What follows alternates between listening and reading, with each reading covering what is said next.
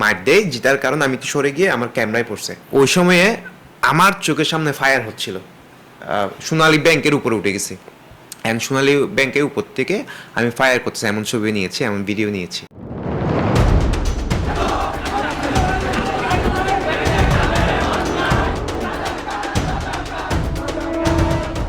এমন একটা সিস্টেম ছিল যেখানে লুটপাট, মারধর, গুম, হয়রানি এটা প্রতিনিয়ত হচ্ছিল। একটা স্বৈরাচার সরকার তার নিজের দাপটে তার পুরা দেশটাকে এমনভাবে লুটপাটের জন্য গুছিয়ে নিয়েছিল, যার জন্য জুলাইতে দরকার ছিল। মূলত মূলত আমি জুলাইতে আমার কোটা আন্দোলনে কোনো ইন্টারেস্ট ছিল না। আমি কোনো সরকারি চাকরিতে যাব না। আমি একজন ফটোগ্রাফার। আমি ফটোগ্রাফি করি, এই মাধ্যমে আমি যা কামাই তা নিয়ে আমি আলহামদুলিল্লাহ সুখে থাকি। কিন্তু আমি যখন দেখতে পাই এই কোটা আন্দোলনের মাধ্যমে 16 তারিখ আবু সাইদের ওপেন ফায়ার করা হয়, এটা দিয়ে আমাকে একটু পীড়া দেয়, যার কারণে আমি কষ্ট পাই। আমি চিন্তা করি আসলে আমি কি যাবো কিনা। আমি কোনোদিন চাই না আমি কোনো রাজনীতির সাথে জড়াবো। আমি প্রথমে জুলাই গণঅভ্যুত্থানকে মনে করতাম শেখ হাসিনার একটা পলিটিক্স, কারণ তখন ইন্ডিয়া থেকে মানে এই পার থেকে ওই পার যাওয়ার ট্রানজিট দিচ্ছিল শেখ হাসিনা। তো আমি মনে করছিলাম এই পুরো ঘটনাটা মেনলি শেখ হাসিনা এই জিনিসটার দামা চাপা দেওয়ার জন্য এই জুলাই অভ্যুত্থানের কোটা আন্দোলনটা সৃষ্টি করে। যখন 16 তারিখ আবু সাইদকে মারা হয়, তখন আমি ভাবলাম না, এটা এমন করে তো আর হবে না। সে মানুষ মেরে আর এভাবে একটা দামা চাপা দিবে না। তো আমি ভাবলাম যে আমি আসলে কি, মানে আমি জানি না আমার কতটুকু অবদান থাকবে, তাও আমি ভাবলাম কি আমি কি সবাই যাচ্ছে, আমার কি যাওয়া উচিত। তো ওই সময়ে হঠাৎ করে যখন বাচ্চারা হেঁটে যাচ্ছিল, ওই দিক দিয়ে মানুষ গুলি নিয়ে বেরিয়ে গেছে, যারা আওয়ামী লীগের মানুষরা। গুলি যখন দু একটা ফায়ার করা হয়, মানুষ সরে ছিটে গেছে। কিন্তু আই ওয়াজ শক, লাইক কক্সবাজারে এত ছোট শহরেও গুলাগুলি হবে, এত ছোট শহরে মানুষ মারা হবে। আমি এমন শক ছিলাম যে আমি কেমনে দাঁড়িয়েছিলাম। তারপর একজন মানুষ হুট করে হাতে স্ট্যাম্প ছিল, আমার কাছে দৌড়ে আসলো। আমি নিজেকে বললাম আমি সংবাদকর্মী। আমি তাকে তার চোখ দেখে চিনে ফেলছি, সেও আমাকে চিনছে। বাট সে হচ্ছে সংবাদকর্মী, তুই এখানে কি, তোর হাতে ক্যামেরা কেন? মার দেয়, যেটার কারণে আমি একটু সরে গিয়ে আমার ক্যামেরায় পড়ছে। ওই সময়ে আমার চোখের সামনে ফায়ার হচ্ছিল, সোনালী ব্যাংকের উপরে উঠে গেছি, অ্যান্ড সোনালী ব্যাংকের উপর থেকে আমি ফায়ার করতেছি, এমন ছবি নিয়েছি, এমন ভিডিও নিয়েছি।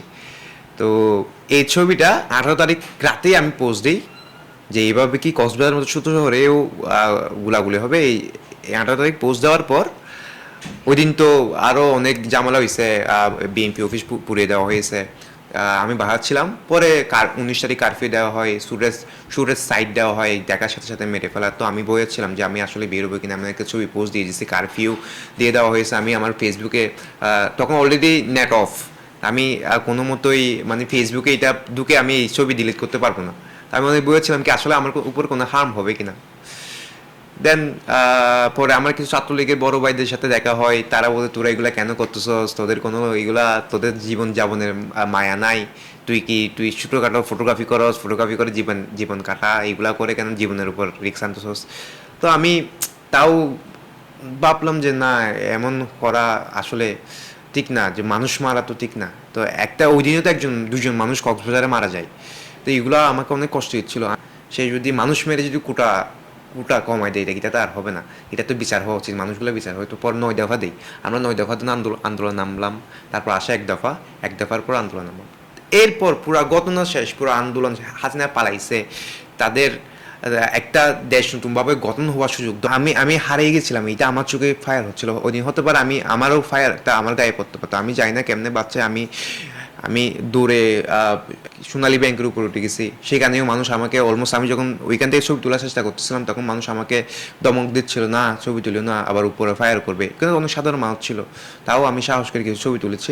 অলরেডি আমার কাছে ছবিগুলো আছে, কিন্তু এখনো আমি সাহস করতে পারি না ছবিগুলো আপলোড দেবো, কারণ আমার জীবনেরও মায়া আছে। তারা হয়তো একদিন জেলে থাকবে, পরে আমাকে আবার এসে যদি তারা আমাকে হার্ম করে। আর তাছাড়া আমি আমার ক্যামেরার মাধ্যমে যা পাইছি সেটা হচ্ছে কারফিউ তুলে ধরেছি আমরা। উনি কারফিউর মাধ্যমে যে ছাত্রনেতা সাগরুল ইসলাম তার নেতৃত্বে কারফিউর মধ্যে কালোর দোকানে তারা যেভাবে সংগ্রাম করে তুলেছিল, ওইগুলা দেখেছি। এগুলো আমার ক্যামেরা ধারণ করেছি, আমার হাতে ফোন ছিল, না হয় ক্যামেরা ছিল, দুইটা দিয়ে আমার ছবি তোলা হয়েছে। ছাত্র আন্দোলন করছিল রাস্তা দিয়ে, যখন অ্যাম্বুলেন্স যাচ্ছিল তখন সবাই যার যার মতো করে সরাই দিচ্ছিল, এমন ছবি খুব আলোচিত হয়েছে। দেন সেকেন্ড ছবিটা 18 তারিখে যে গুলি ফায়ার করার ছবিটা আমার অনেক বেশি মানে আলোচিত হয়েছে। এখন আমি চাই দেশ স্বৈরাচার মুক্ত থাকুক সারা জীবন, সুন্দর সংস্কার হোক এবং এই বিপ্লব সারা জীবন থাকুক।